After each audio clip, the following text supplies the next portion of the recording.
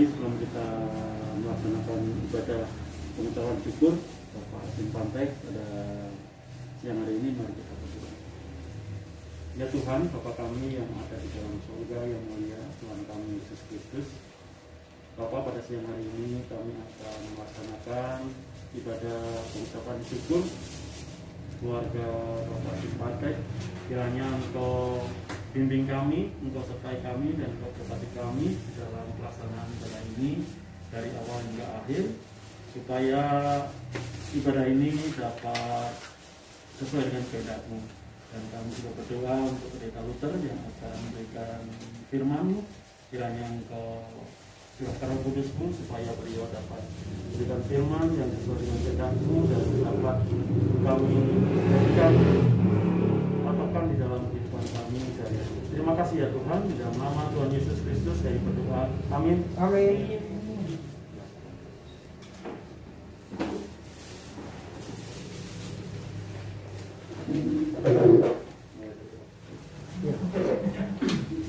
Shalom Bapak Ibu sekalian. Shalom. Baik yang ada di rumah, Bapak Simpantek, putra, putri, dan ibu, dan Bapak Ibu sekalian jemaat di Kaizen Asase yang saat ini menyaksikan di rumah melalui Zoom. Mari kita akan mulai ibadah pengucapan syukur keluarga Bapak Simpantek, dan kita bangkit berdiri. Kita akan berbalasan panggilan beribadah dari Mazmur pasal 42 ayat 2 sampai 6. Seperti rusa yang merindukan sungai yang berair, Demikianlah jiwaku merindukan Engkau ya Allah, jiwaku haus kepada Allah. kepada Allah yang hidup. Bilakah aku boleh datang? Melihat Allah Air mataku menjadi makananku, yang Allah. karena sepanjang hari orang berkata kepadaku, Di mana Allahmu? inilah yang hendak kuingat. Sementara jiwaku gundah gulana. Bagaimana aku berjalan maju dalam kepadatan manusia, Mendahului mereka melangkah ke rumah Allah dengan sorak-sorai dan nyanyian syukur. dalam keramaian orang-orang yang mengadakan perayaan. Mengapa engkau tertekan, hai jiwaku? Dan gelisah di dalam diriku. Berharaplah kepada Allah, sebab aku akan bersyukur lagi kepadanya. Penolongku dan Allahku. Kita muji Tuhan dari NKB nomor 34 bait 1 dan 2. Setiamu Tuhanku tiada bertara.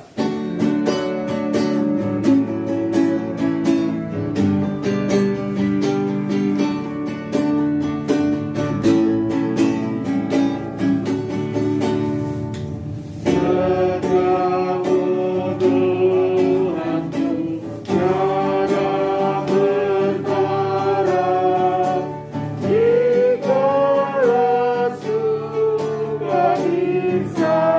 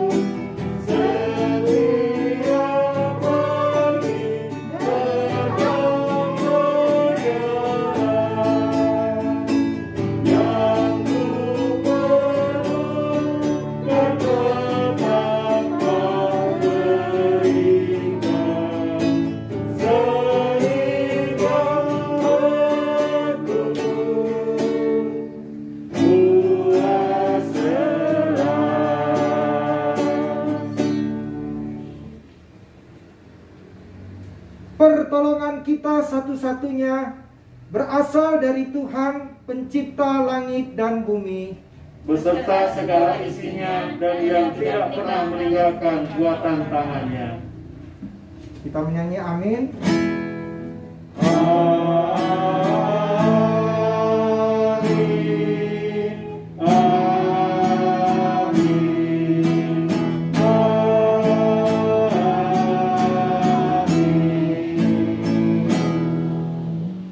Tuhan besertamu Dan besertamu juga. Silakan duduk. Jemaat yang dikasihi Tuhan, kita kembali memuji Tuhan dari segala puji syukur.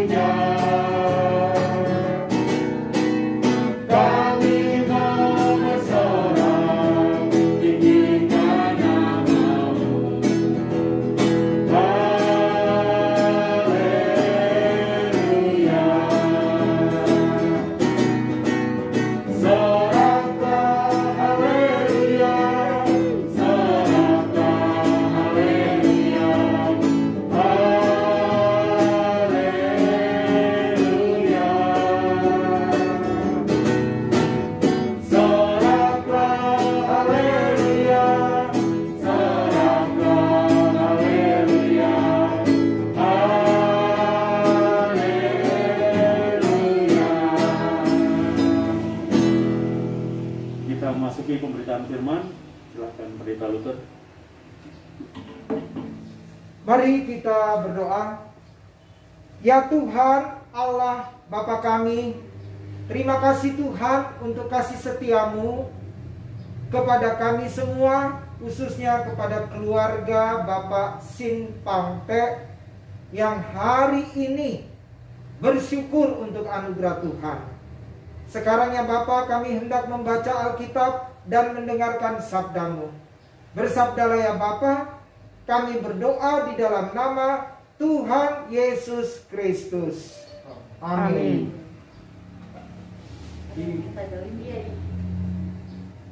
Ya, mari kita membuka Alkitab kita dari Perjanjian Lama, yaitu dari Amsal 3 ayat 33. Jadi gampang diingat ya Bu ya. Amsal 3 ayat 33. Ini semua angka 3 nih. Bunyinya begini.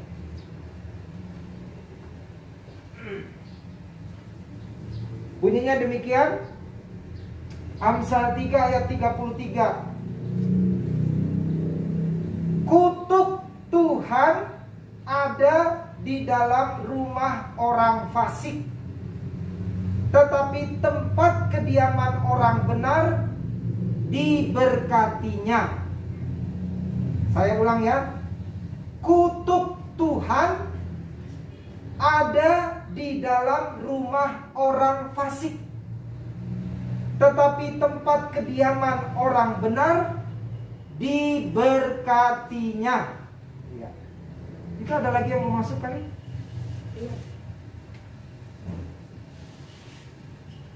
Ya, kita sambut ya dengan menyanyi.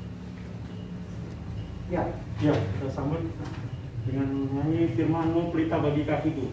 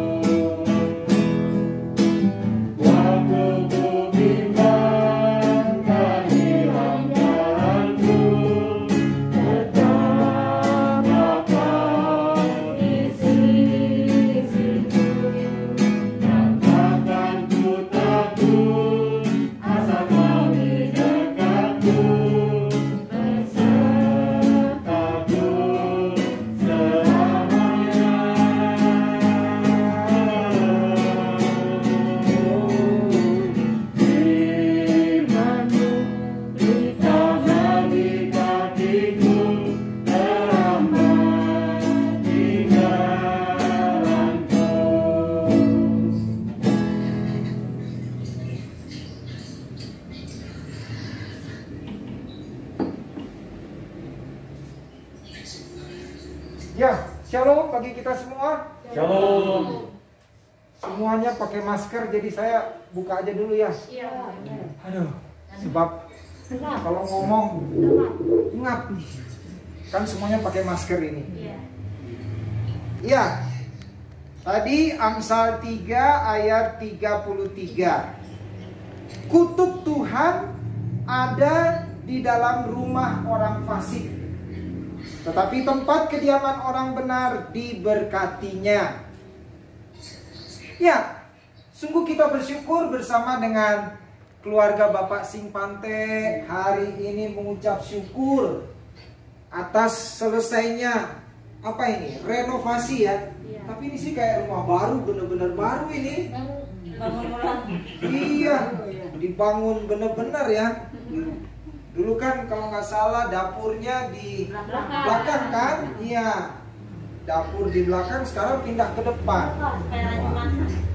Supaya rajin. Masak nggak keluyuran. Oh gitu, bagus. Sama rajin bersih-bersih. Iya, betul. Ya, saudara-saudara, baik yang ada di sini, khususnya keluarga Bapak Sing Pante dan jemaat yang ada di rumah, saya amati bahwa semua makhluk hidup yang bisa berjalan ternyata membutuhkan rumah. Tumbuhan memang makhluk hidup, tapi dia nggak bisa berjalan, jadi dia nggak butuh rumah. Ya, semua makhluk hidup yang bisa berjalan membutuhkan rumah. Dan nafas. Nah, ya, betul. Dan nafas. Ya, nah, ada yang dikaruniai rumah oleh Tuhan secara langsung. Misalkan bekicot, keong, ya kan, kura-kura.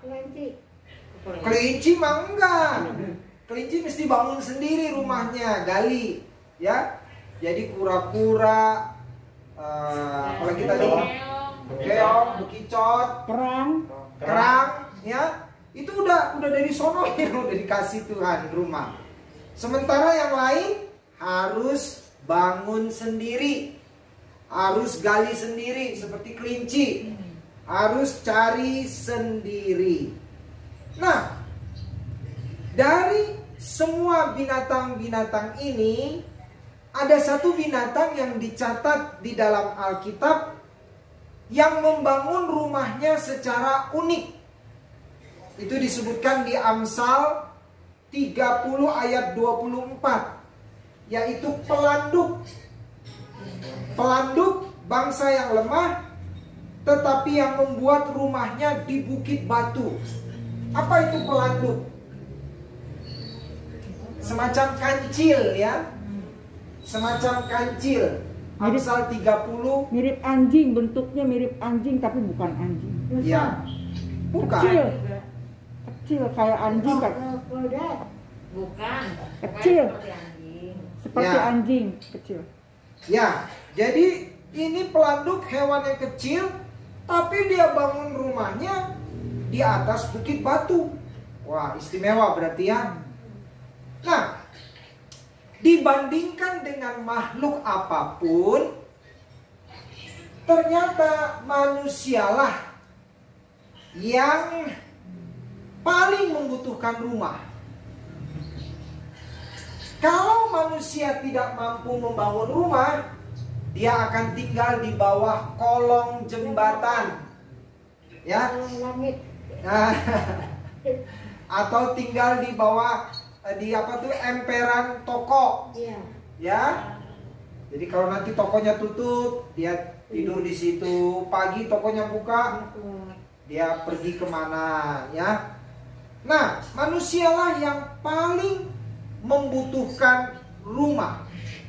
Tapi baru-baru ini di Amerika Serikat ada seorang wanita yang sukses dalam pekerjaannya. Nah, waktu itu di Amerika sedang diselenggarakan sebuah polling. Polling itu permintaan pendapat. Judul pollingnya Home Sweet Home, rumahku, istanaku. Itu kalau terjemahan Indonesianya.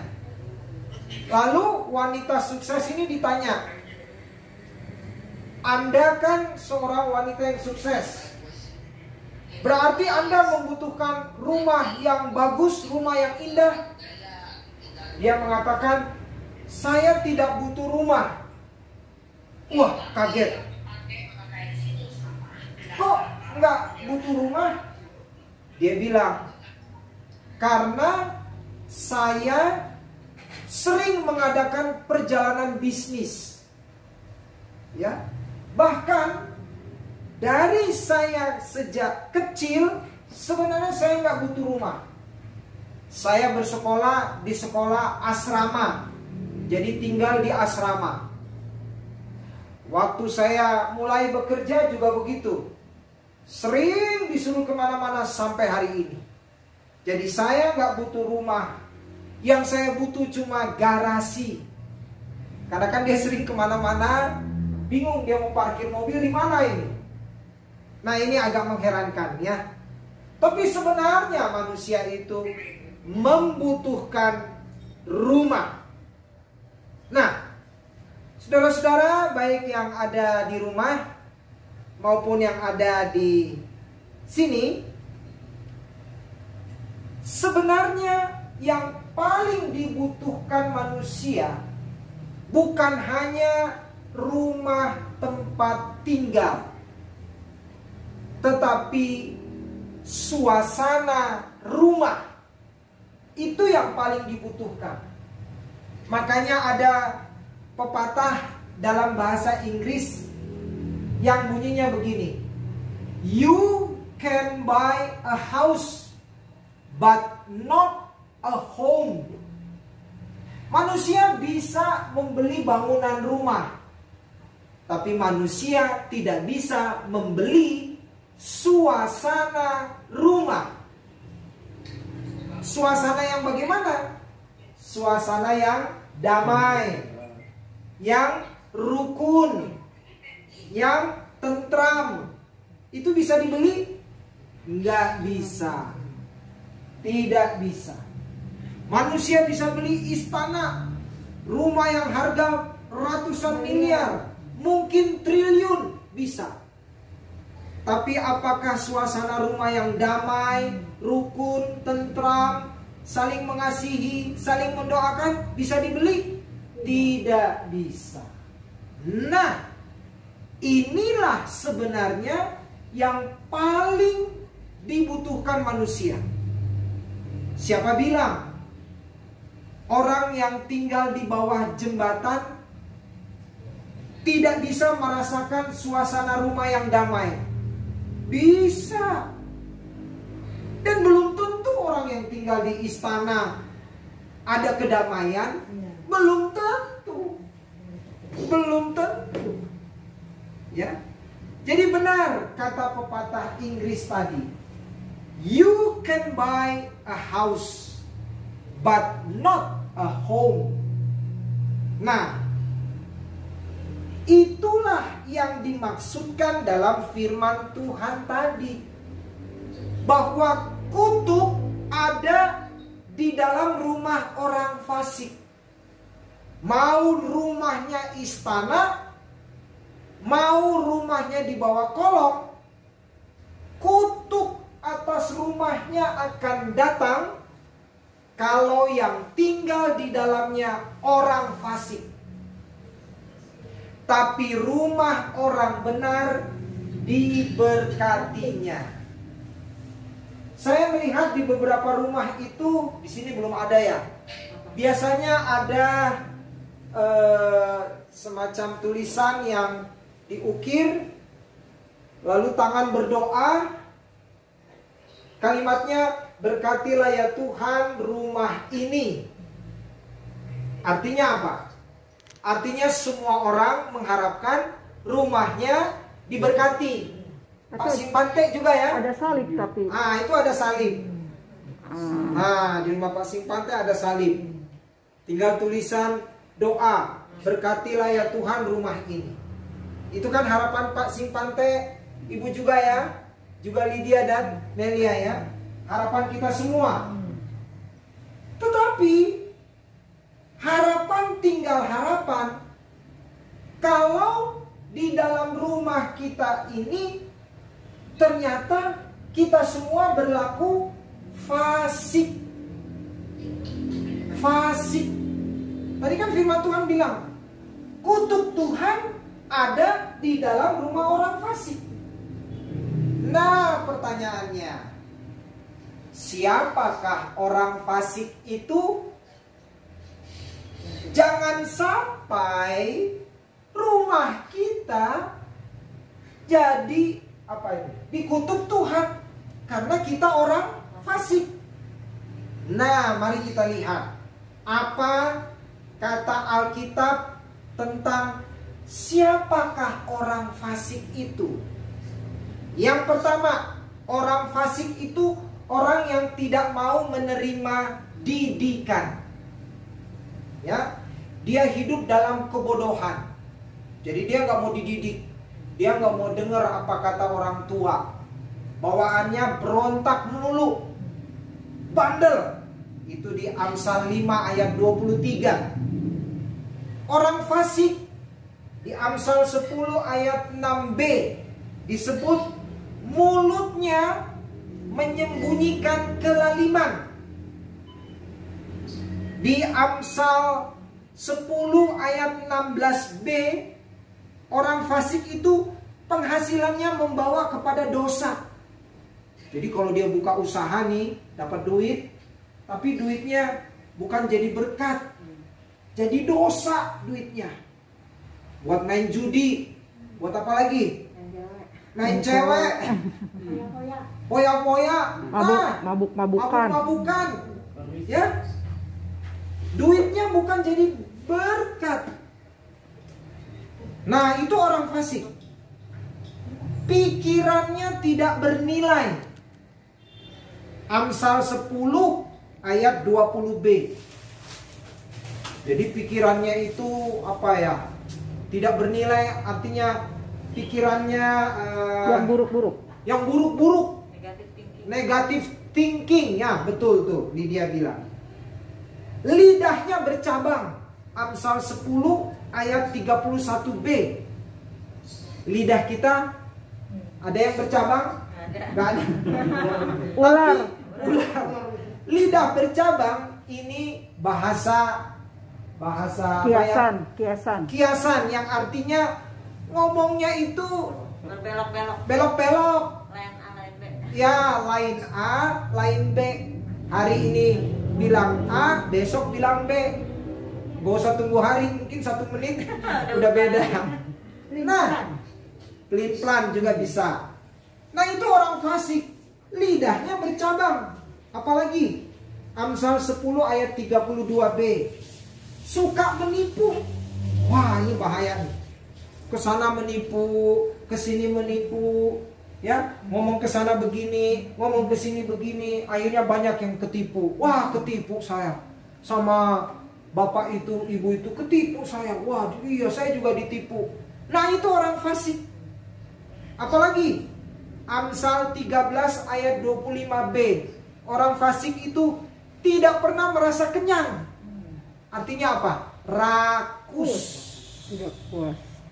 Tidak puas. Rakus dia. Ini dimakan, itu dimakan. Wah, ini diambil, ini diambil. Nggak mau berbagi. Itu orang fasik. Apalagi di Amsal 18 ayat 5, orang fasik itu suka menerima suap. Kita waktu kecil memang sering disuapin sama mama ya. Ibu, waktu Lydia kecil disuap nggak kalau makan? Disuapin ya, karena belum bisa kan ya. Begitu juga Melia ya. Tapi suap di sini bukan suap makan, suap nyogok, nyogok, ya. Dan orang fasik di Amsal 21 ayat 29 disebut bermuka tebal. Bukan bedaknya yang tebal. Bukan. Bermuka tebal itu tidak tahu malu. Ya, tidak tahu malu. Orang mah mestinya malu, berbuat salah malu. Wah, dia mah enggak. Buat salah malah tambah pede. Ada yang masuk. Ya. Dan orang fasik tidak memperhatikan orang yang lemah. Jadi ketika dia lihat tetangganya susah, dia cuek. Ketika dia lihat tetangganya sakit, dia cuek, dia biarin. Nah, ini orang fasik. Saya berharap kita di rumah ini nggak ada yang seperti itu ya. Juga jemaat yang ada di rumah tidak ada yang seperti itu. Sebab kenapa kalau ada? Kalau ada berarti rumah kita dikutuk sama Tuhan. Mau rumah kita ber-AC, mau tempat tidurnya super empuk, bantalnya pakai bulu angsa. Tapi kalau orangnya fasik, dikutuk Tuhan. Jadi kata firman Tuhan tadi, rumah orang benar diberkati. Siapakah orang benar? Ya tadi itu lawannya ya. Orang yang benar adalah orang yang takut akan Tuhan, orang yang rajin beribadah, rajin baca Alkitab, rajin berbuat baik, peduli pada sesama. Nah, itu orang yang benar. Iya, orang yang suka berkata jujur. Iya, itu rumahnya diberkati. Walaupun rumahnya sederhana, walaupun rumahnya banyak yang bocor, tapi diberkati rumahnya oleh Tuhan. Anak-anaknya diberkati, seperti si Pante, ya, seperti anak, iya, seperti anaknya Pak Simpante.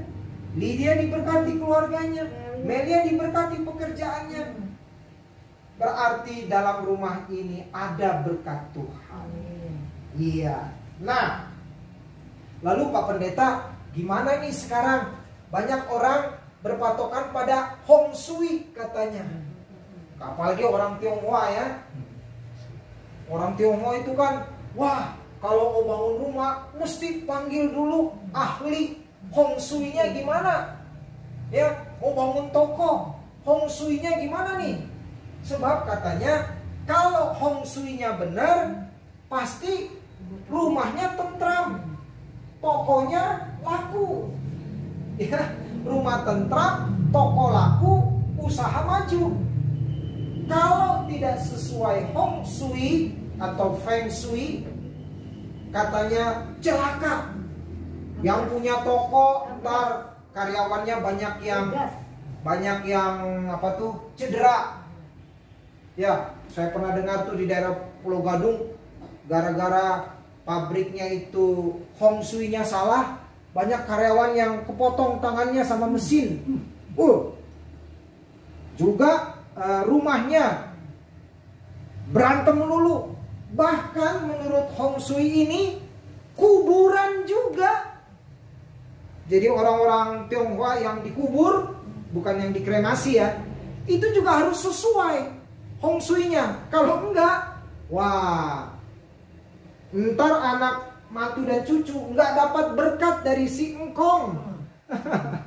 Si engkongnya nggak akan berkati. Pertanyaannya, apakah kita sebagai orang Kristen berpegang pada Hong Shui? Kan firman Tuhan tadi bilang, rumah orang benar diberkati. Tidak dibilang rumah orang yang sesuai Hong Shui diberkati. Rumah yang tidak sesuai Hong Shui dikutuk. Tidak. Firman Tuhan nggak ngomong begitu. Nah, memang ada Hong Shui yang masuk akal. Contohnya apa? Rumah jangan depannya rel kereta. Ya iya, berisik, ntar anak kita lari ketabrak kereta. Itu betul. Hong Shui juga bilang, rumah kita belakangnya itu jangan sungai. Ya betul. Ntar kita buka pintu, waduh, kecemplung. Sungainya meluap, rumah kita kebanjiran, hanyut. Betul, itu masuk akal. Hong Shui juga bilang, bangun rumah harus lebih tinggi dari jalan raya. Jangan lebih pendek. Ya betul, kalau lebih pendek, debu jalan raya masuk semua ya. Ntar ya, iya banjir juga. Musim panas nih kok rumah berdebu melulu ya. Ya habis, jalan rayanya lebih tinggi. Itu betul. Ya. Tetapi ada banyak Hong Shui yang harus kita pikir ulang. Seperti misalkan kalau rumah katanya jangan tusuk sate. Ya kadang-kadang ada benernya juga. Sebab kalau katanya rem mobil belum, sucuk, langsung nabrak. Padahal kan nggak selalu. Masa kita harapkan mobil orang remnya blong dulu? Kalau mau blongnya nggak usah nunggu tusuk sate. Banyak tuh yang rumah pinggir jalan, truknya blong ya nabrak aja. Apalagi katanya, kalau depan rumah jangan nanam cabai. Panas katanya, nanti hawanya di dalam rumah itu ribut melulu. Padahal mah belum tentu. Ya, nanam cabai kan buat buat masakan ya. Kami juga parah. Nanam pepaya juga nggak boleh. Kenapa nggak boleh nanam pepaya? Keluarganya bisa parah terus. Kenapa? Usahanya parah. Keluarganya bisa parah. Oh, keluarganya bisa parah melulu. Oh iya. Padahal pepaya kan enak. Enak Adem, banyak gizinya. Ya kan? Terus rumah katanya sebaiknya rumah itu bentuknya kayak kantong. Kecil di depan, belakangnya gede. Supaya apa katanya? Ini banyak masuk duit. Terus duitnya ketampung. Jadi gitu. Jangan rumah kotak. Rumah depannya kecil, belakangnya gede. Kayak model kantong gitu. Buyung. Buyung ya? itu tempat beras ya. Iya. Dan masih banyak lagi. Tapi kita sebagai orang Kristen jangan percaya. Karena firman Tuhan tadi jelas mengatakan, kutuk Tuhan ada di rumah orang fasik, tapi berkat Tuhan ada di dalam rumah orang benar. Nah, karena itu baiklah kita selalu hidup benar di hadapan Tuhan, takut akan Tuhan, supaya rumah kita diberkati. Anak-anak kita diberkati, cucu diberkati. Pak Simpante cucunya berapa? 2. Hafal. Umur berapa cucunya Pak Pangte? Umur berapa yang gede? Nanti nggak tahu. 12 sama 11. 12 sama 11. Wah, sudah besar ya. Jadi kiranya rumah ini diberkati oleh karena para penghuninya selalu hidup benar di hadapan Tuhan. Amin.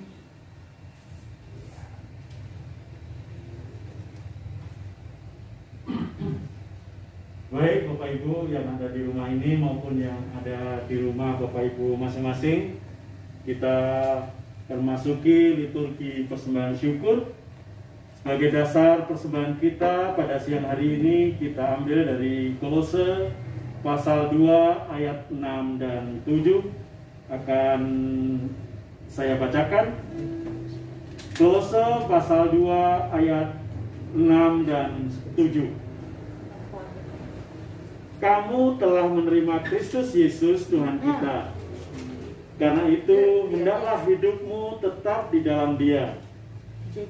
Hendaklah kamu berakar di dalam Dia dan dibangun di atas Dia. Hendaklah kamu bertambah teguh dalam iman yang telah diajarkan kepadamu, dan hendaklah hatimu melimpah dengan syukur. Bersamaan kita mempersembahkan persembahan syukur ini, kita memuji Tuhan dari NKB nomor 133 bait 1 sampai 2. Syukur padamu ya Allah.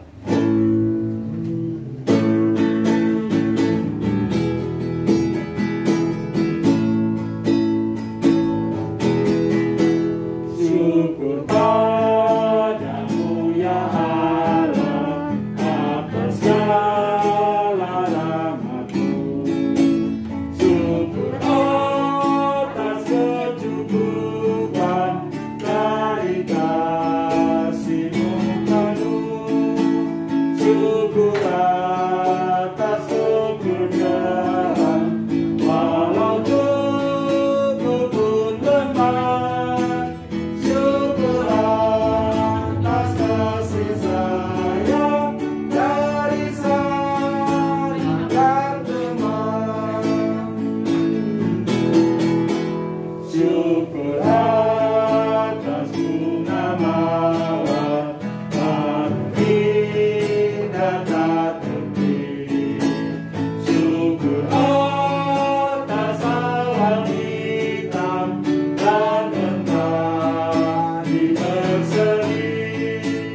Syukur atas suka duka yang Kau beri tiap saat, dan firman-Mu memberiku betul tidak sesat.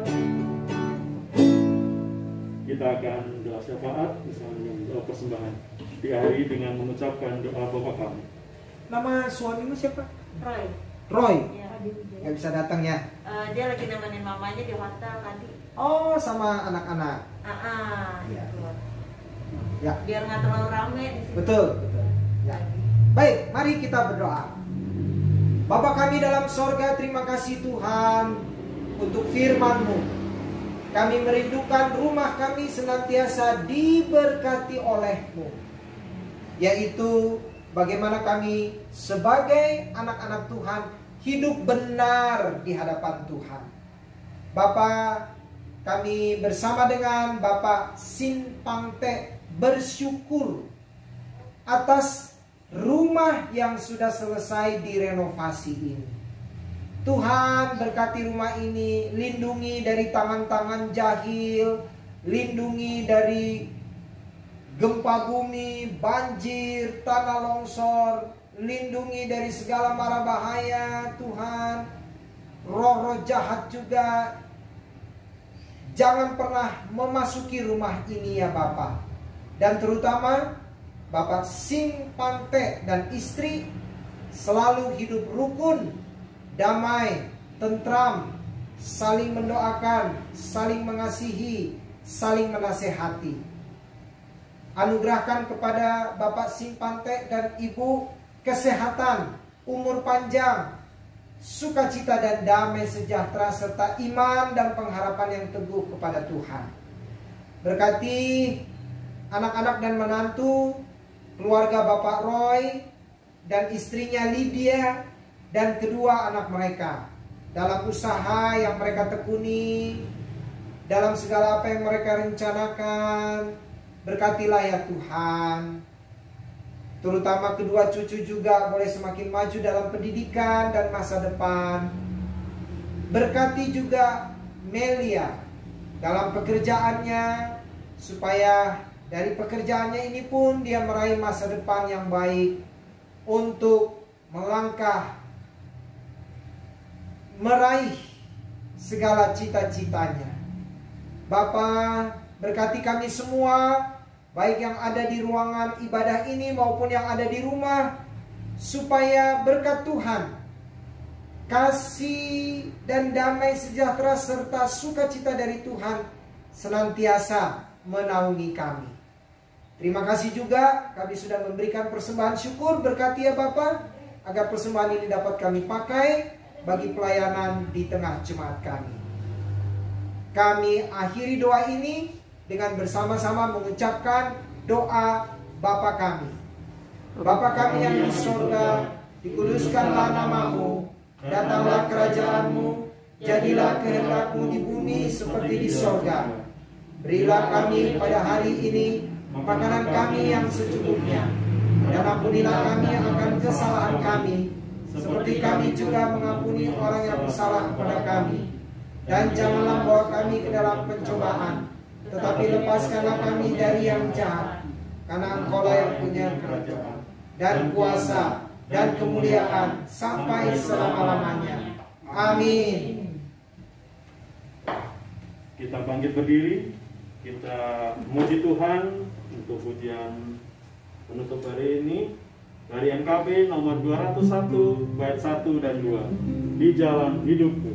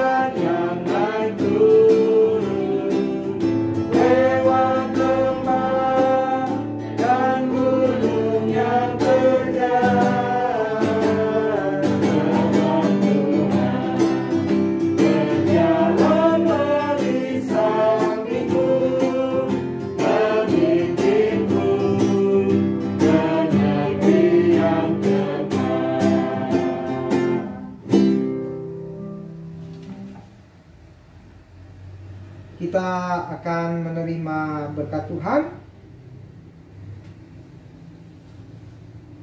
Marilah kita kembali ke dalam kenyataan hidup kita sehari-hari. Taatilah firman Tuhan dan berlakukanlah itu dalam kehidupanmu senantiasa. Maka terimalah berkat Tuhan.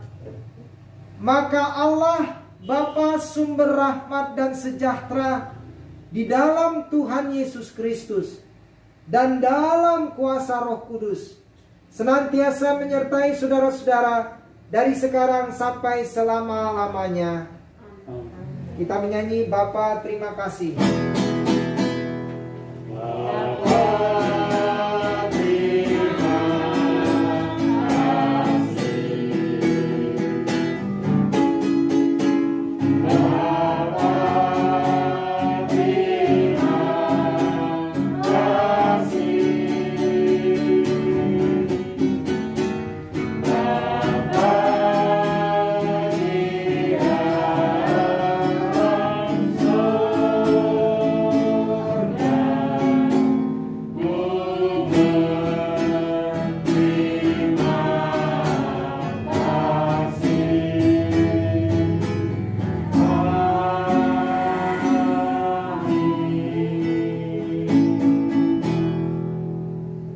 Terima kasih Bapak Ibu yang ada di rumah ini maupun yang di rumah masing-masing. Tuhan memberkati kita semua dengan kesehatan dan sukacita. Amin. Amin. Ya, siapa lagi?